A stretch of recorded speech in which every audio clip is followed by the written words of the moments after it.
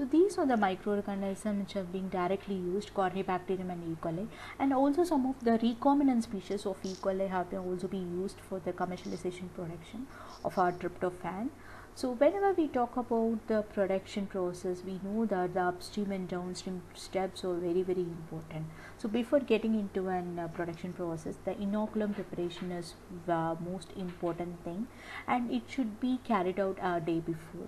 The inoculum, because the inoculum should be very freshly prepared, it should be active, because most of them we will store it in -°C, so it should be get activated, and then it should reach the exact phase where the primary metabolites will be produced.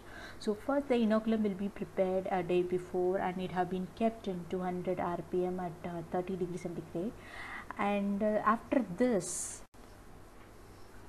seed fermenter. In seed fermenter, we should prepare the medium where exactly the microorganism can reach the exponential phase where the primary metabolites can be synthesized.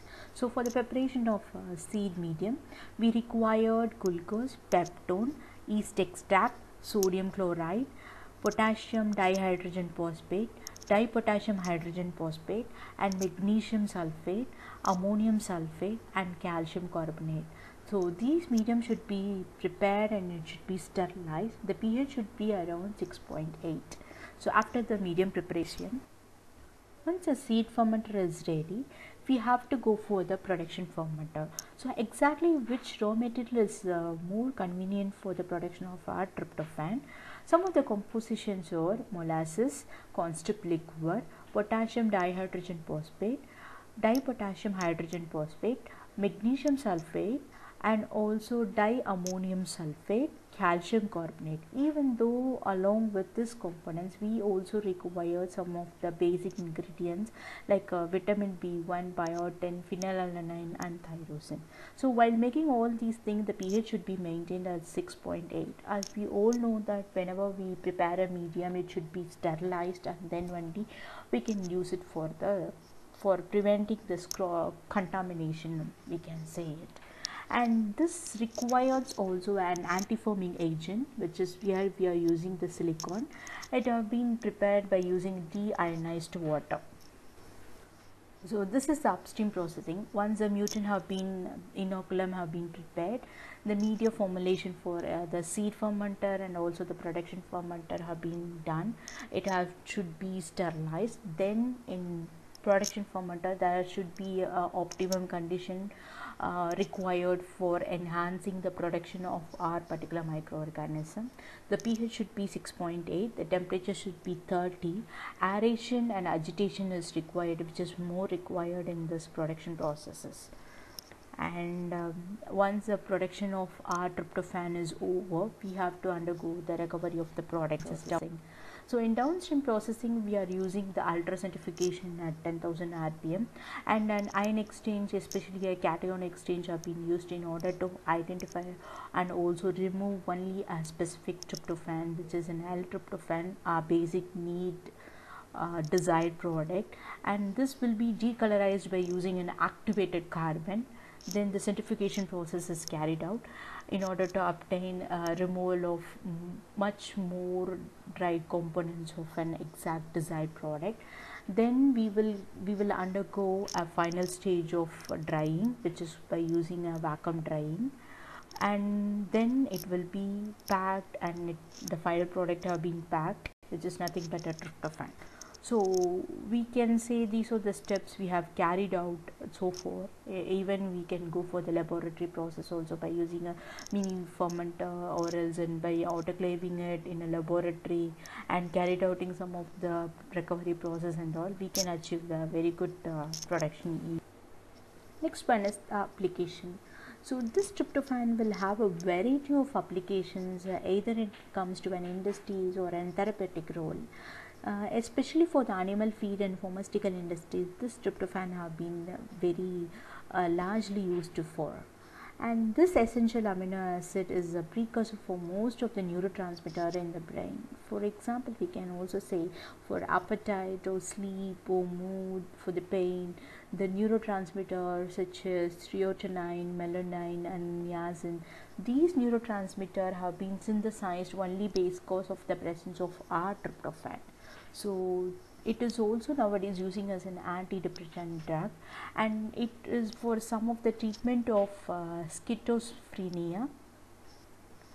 This tryptophan have been used for. So this will control the emotions or hallucination defects and all. They are giving for some of the antidepressant peoples, they are giving this tryptophan as an pharmaceutical product or a drug, we can get. What is the major role? Already we have seen not only in the protein synthesis, it will also regulate the appetite, the immune system, and the overall health maintenance of inner body. Especially it have two main pathways. One is that guanine pathway, and another one is serotonin pathway. So it will be circulated in the blood, plasma, and also it will reaches the brain. So the appetite as well as the fullness of when we feel like we feel thirsty or hunger and all, no, that thing while eating it, we will feel like it is completely full. It's all controlled by the neurotransmitter serotonin, and also some of the hormones which will be present in our stomach and duodenum, which is called ghrelin. This will be specifically control the feeling over either we should eat or not. So the most of the dietary tryptophan will be present in our body, either in the blood or plasma, or else it will be responsible for some of the production of hormones as well as the neurotransmitters, we can say it. So you can see in this diagram, it will also be present, or else it will move through the plasma and blood to the tract, gastrointestinal tract, and it will produce the hormone ghrelin or else the neurotransmitter melatonin or serotonin, and it will be responsible for the intake. The control of intake will be based upon, some people will based upon their stress or else mood, they will start eating more and more, or else they will, if they get stressed, they will eat more foods. This will be completely controlled by the neurotransmitter and also the presence of this tryptophan. If it comes to an plasma tryptophan, then it will be responsible for the protein synthesis. As we already know, protein is nothing but the building blocks. So for the growth performance, the tryptophan is also essential, and also it will be responsible for some of the metabolites like immune system, or the overall health maintenance will be carried out by using this tryptophan, plasma tryptophan.